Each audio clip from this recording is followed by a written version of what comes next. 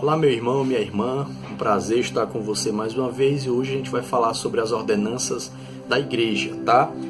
Jesus deixou aí o batismo e a Santa Ceia, o batismo e a ceia, para que a igreja, como cerimônias, atos públicos que a igreja deveria fazer, deveria realizar, tá? Primeiro vamos falar sobre o batismo como ordenança de Jesus. Está escrito em Mateus capítulo 28, versículo 19, que diz assim: portanto, e de fazer discípulos de todos os povos, batizando-os em nome do Pai, do Filho e do Espírito Santo. Também está escrito em Marcos capítulo 16, versículos 15 e 16, que diz assim: ide por todo mundo, preguem o evangelho a toda criatura, quem crê e for batizado será salvo, porém quem não crê será condenado. Aí entra um questionamento: Lucas, se a pessoa não for batizada, ela não será salva?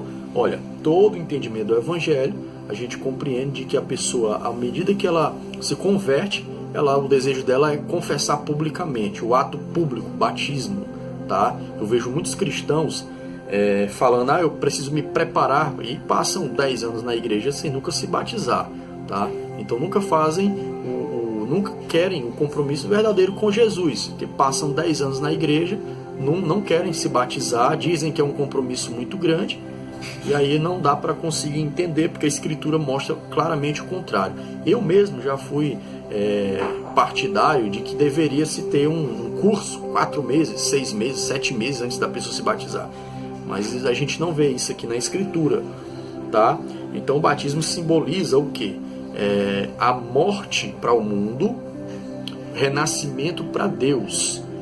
Inclusive, há um texto sagrado que diz que o mesmo poder que ressuscitou Jesus dentre os mortos é o mesmo poder que nos levanta dos mortos no batismo, tá?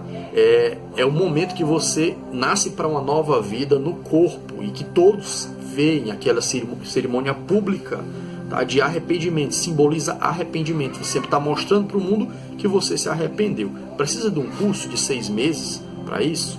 Eu acredito que não, tá? Vamos ver em Atos, a igreja primitiva, como ela agia com o batismo. Vamos ver Atos capítulo 2, versículos 38, versículo 38. Vamos ler aqui, eu quero que você leia na sua casa, para a gente para você analisar as primeiras conversões. Pedro disse o seguinte: arrependei-vos e cada um de vocês sejam batizados em nome de Jesus Cristo. Ou seja, o que segue o arrependimento é o batismo. Arrependei-vos e sejam batizados em nome de Jesus Cristo para perdão dos pecados, e recebereis o dom do Espírito. Versículo 41 diz assim, é o resultado da pregação de Pedro: os que de bom grado receberam a sua palavra foram batizados, e naquele dia acrescentaram-se quase 3.000 almas. Isso tudo aqui é um discurso num único dia, do dia de Pentecostes. Caiu as línguas, pregação de Pedro, eles perguntaram o que eles deveriam fazer. Pedro disse: arrependei-vos, sejam batizados. Foram batizados, tudo no mesmo dia, tá? Vamos ver aqui, seguindo o capítulo 8 de Atos. Você pode verificar na sua casa, tá? Versículos 12 e 13. Filipe em Samaria, aqui já é a comunidade já de Samaria. Diz assim, quando porém Filipe lhes pregava acerca do reino de Deus e do nome de Jesus Cristo, creram nele e foram batizados tanto homens como mulheres. E o 13, creu até o próprio Simão, e sendo batizado seguiu Filipe, tá? Então Filipe pregava acerca do reino, eles creram e foram batizados, creram e foram batizados. Vamos seguir, capítulo 9, verso 18. A conversão, aliás, tem aqui ainda, no mesmo capítulo 8, tem Filipe e o eunuco, né? Tem o Filipe e o eunuco etíope, no versículo 38. Filipe dá a pregação do evangelho ali, baseado em Isaías, e aí no versículo 37, versículo 36, deixa eu passar aí a locomotiva.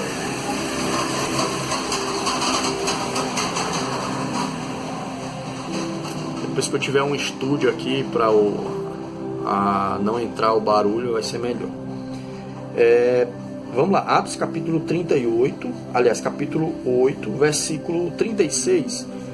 Indo eles caminhando, chegaram a um lugar onde havia água. E o eunuco, que ouviu o evangelho naquele momento, naquela viagem, perguntou: vê aqui a água, o que impede que eu seja batizado? Ou seja, o que impede? Pô, Filipe podia ter dito: não, você tem que conhecer mais um pouco, você tem que frequentar mais a igreja. Não, Filipe disse o seguinte para ele: tu podes, se crês de todo o coração.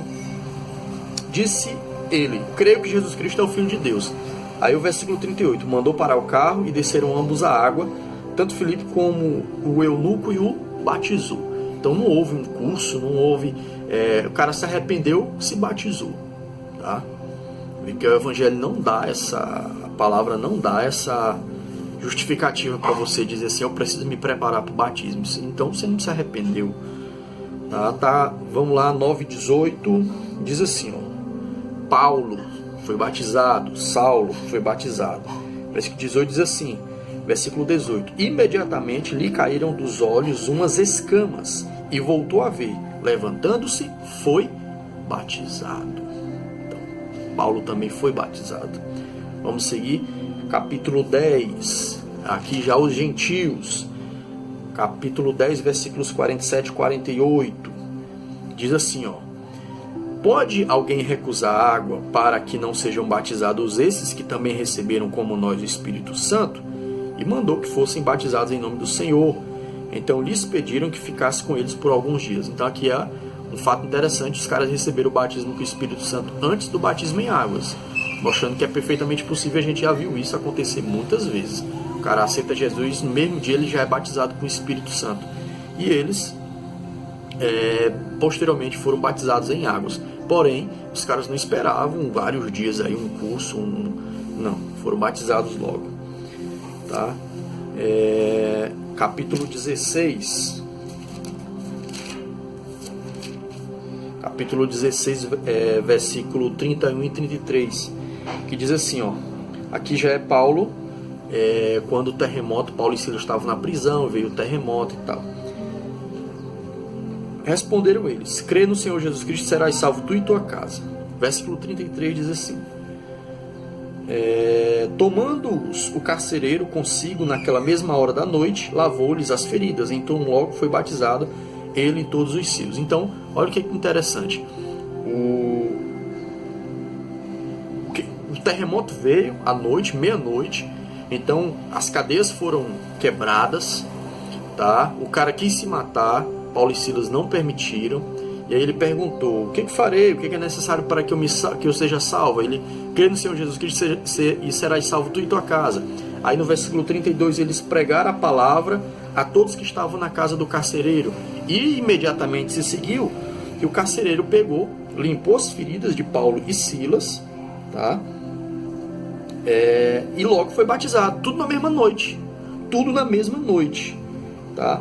Tanto que no versículo 34 diz que, sendo já dia, as autoridades mandaram soldados dizendo: soltai aqueles homens. Ou seja, tudo na mesma noite. O cara ouviu o evangelho, teve terremoto, ouviu o evangelho, creu e foi batizado. Tá? Versículos 18 e 8 diz assim: Crispo, principal da sinagoga, creu no Senhor com toda a sua casa, e muitos dos coríntios, ouvindo, creram e foram batizados. Então, assim, gente, não entendo muito bem quando a pessoa diz assim: eu vou esperar estar pronto para ser batizado, tá? Eu entendo perfeitamente quando por exemplo, alguém que nasce na igreja. Eu nasci na igreja, eu fui batizado em 2010, eu tinha 15 anos, tá? Então, muita gente que nasceu na igreja tem aquela questão de você não pode ser batizado com 5 anos, 3 anos, 7 anos. Então, à medida que você consegue ter um pensamento, uma mentalidade que entenda aquele tipo de situação, tá? Mas o cara aceitou Jesus, tem gente com 18, 20 e poucos anos que está na igreja e fica: eu não quero batizar porque é um compromisso muito sério. Mas você já é cristão, então se arrependeu, tá aqui na Bíblia, o batismo seguia o arrependimento, tá? Até Jesus foi batizado. Agora vamos seguir para a ceia do Senhor. Não estou dizendo que a igreja não precisa ensinar, a igreja deve ensinar. Agora, não colocar o batismo só para quem quer, para quem passa por um curso de 6 meses, 4 meses. Eu já defendi isso e isso não tem embasamento bíblico. Admiro o meu pastor, que o cara aceitou Jesus, no outro dia ele quiser ser batizado, ele batiza. Tá? Vamos lá, ceia do Senhor. Ceia do Senhor, ela tem alguns propósitos, né? A ceia do Senhor.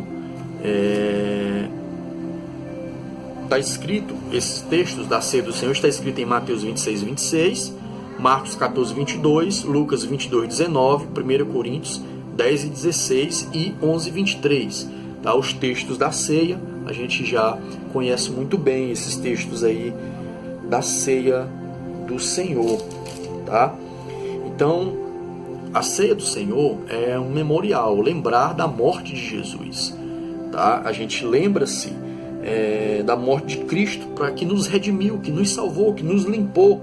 Então, quando nós comemos o pão e o suco de uva, o cálice, nós relembramos e anunciamos a morte do Senhor até que Ele venha. Tá? Nós nos transportando novamente diante do momento da morte dele. Tá? É um memorial, mas a ceia também é um ato de comunhão com Deus e com a igreja. Quando eu ceio, eu me alimento com os meus irmãos, então simboliza que eu estou em comunhão com Deus e com os meus irmãos. Tá? E também a ceia, ela antecipa a alegria que o crente terá no céu, ou seja, ela antecipa o gozo, a alegria, a comunhão, aquele amor, tá? Que haverá no céu. Ele é antecipado ali no momento da ceia, onde você sente um profundo amor e comunhão com Deus e com os irmãos. E quem não consegue ter comunhão com Deus e com os irmãos aqui na terra, para que quer ir para o céu? Porque o céu é o lugar de eterno e perfeito gozo e comunhão. Tá? Então, e tem igrejas que ceiam todas as semanas. A nossa, eu sou da Assembleia de Deus, e tradicionalmente é uma vez por mês. Tá? Então, independente de como for na sua igreja, e você que é novo convertido vai passar a fazer parte da igreja, e a gente vai falar disso no próximo vídeo, você precisa participar da ceia do Senhor. Mas só pode participar quem é membro do corpo, e ser membro do corpo precisa ser batizado. Tá? Um grande abraço, até o próximo vídeo.